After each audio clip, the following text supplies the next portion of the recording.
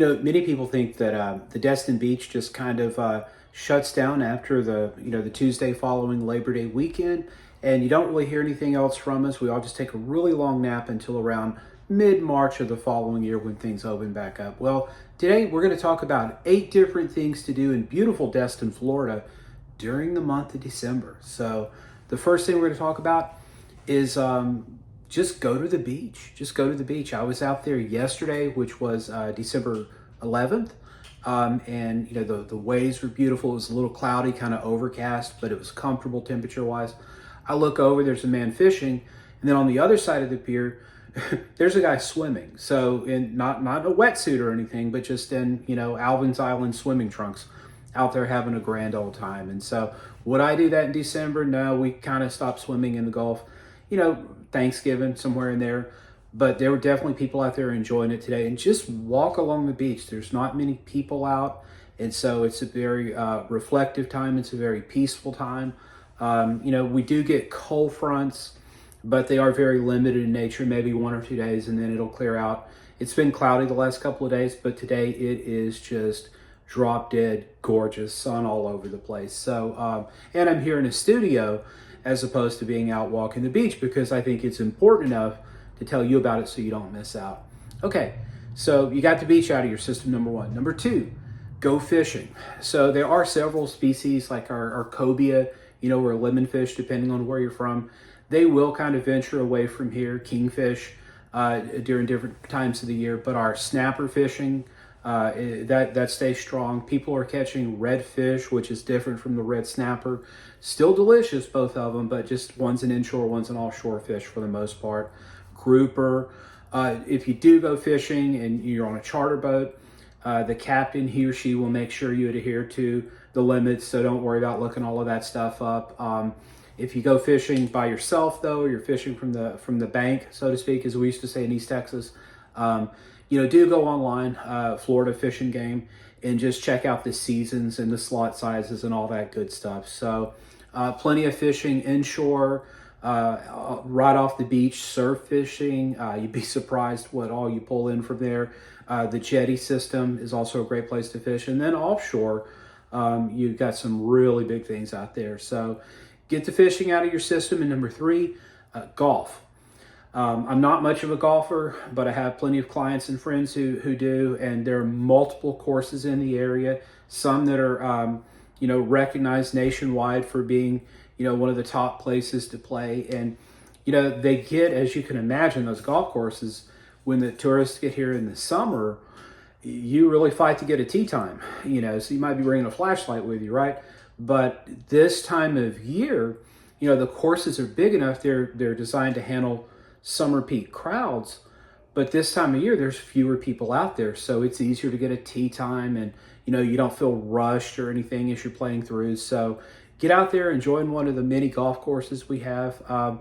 If you don't like to pick up a stick and hit a ball, there's always shopping. So the number 4 thing we're going to talk about, oh boy, you tired yet? There's a lot to do in Destin in December, So shopping, the Destin Commons, I'm not much of a shopper, but I do enjoy going to the Destin Commons. It's an outdoor venue, and so, they decorate real pretty for Christmas. And there are some cool places. There's a Bass Pro Shop, a beef jerky store that's one of the best I've been to.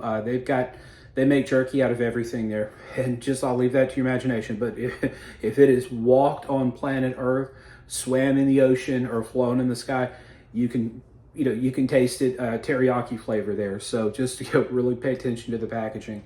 But there's a lot of restaurants. We've got Baytown Wharf just down the road in Sandestin, which it's, as the name implies, it's along the bay. There's a pier you can walk out on and look at the fireworks in season, and so plenty of shopping venues there. So if you want like outlet type shopping, we've got an outlet mall. There's an actual traditional mall in Fort Walton Beach just across the bridge. So plenty of shopping venues. And then if you go down 30A, all sorts of really cool like upper end boutiques that they take one look at me and tell me to empty my pockets before I get out of the store. But still a very cool place to go. And speaking of cool, number 5. the Air Force Armament Museum. I'm a plane nerd, if you will. I love all the cool fighter jets we have around here. F-35s, the new F-15, F-16s, and so forth. C-130s, V-22. Okay, I'm going on a thing here, so I'll stop. Really cool planes. But, you know, it's free admission. Another neat facet is they've got a lot of volunteers, and many of them served in the Air Force or one of our sister armed forces. And so they've got just a whole host of stories. There are jets from every generation. You know, the only thing they don't have there, they don't have like an F-35 stealth fighter, which is based just down the road at Eglin. But the cool thing is the Armament Museum is right over the flight line. So, you know, you might not be able to look at the ground level and see one, but you can look up and they'll fly right over you. And that's really, really cool. They've got a big B-52 bomber. They have an SR-71 Blackbird. Okay, I'm going into dork mode to go. And so, but look, my family, they're not aviation dorks like I am. There's plenty of stuff there to keep them occupied for a couple hours. And so, and for someone like me, I could sleep there. So get out there, take a look at the Armament Museum. You're going to get a little hungry. So number 6, eat. Literally, we've got all these wonderful seafood restaurants along the harbor and Destin. So you got Dewey's, you got Harbor Docks, you have AJ's. Some of these restaurants, they have their own boats. So the shrimp you're eating tonight, we're probably swimming in the Gulf of Mexico the night before. And so that's how fresh the food is. I've had seafood all over the world. Some of the best to be had on planet Earth is right here along our harbor. So plenty of restaurants. If you're not into seafood or you've had your fill of it, we've got some good Mexican places, Ruth Chris Steakhouse. You know, we've got some Thai places, Thai Delights. So there's all sorts of stuff there. And number 7, just read. You know, before we moved to Destin, Florida as a family, one of the things I would do is I'd go to the bookstore the first day on vacation and I'd get a couple of books. And it's so peaceful. There's no real humidity or anything. To just sit back and read, you know, and enjoy the experience, let the day pass. You know, most of you work hard 49 weeks a year to spend 1 or 2 weeks in Destin. So just sit back, relax, read a good book. And number 8, take a nap. Some of the best naps I've had in the last 50 years have been along the Emerald Coast. And so if you've enjoyed this list, please like and subscribe to my channel.